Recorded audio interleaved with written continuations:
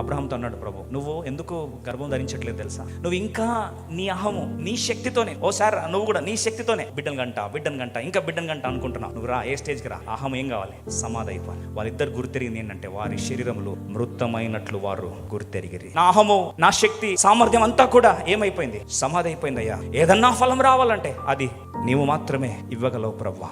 నీ వాగ్దానం నెరవేర్చబడాలి అంటే నీ అహము సజీవంగా ఉన్నంత వరకు దేవుని ఆశీర్వాదాలు రావు. ప్రియ సోదరి సోదరా, ఈ రోజు డిలే అవుతుందా నీ జీవితంలో? ఆశీర్వాదం ఆలస్యం అవుతుందా? నీ అహము సమాధి అయ్యేదాకా దేవుని కార్యము నీ జీవితంలో టేక్ ఓవర్ చేసుకోడు. అబ్రాహాము యొక్క మృతతుల్యమైన శరీరంలో దేవుని శక్తి ఏమైంది? నింపబడింది. ఒక్కసారి దేవుని శక్తి నింపబడిన వెంటనే అబ్రాహాము తెలియకుండానే అనేక జనులకి తండ్రి అయ్యాడు. సారాయి అనేక జనములకు తల్లి సారాగా మారింది.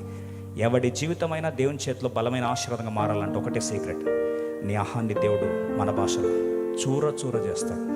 అలా చేస్తే నువ్వు ధన్యుడివి.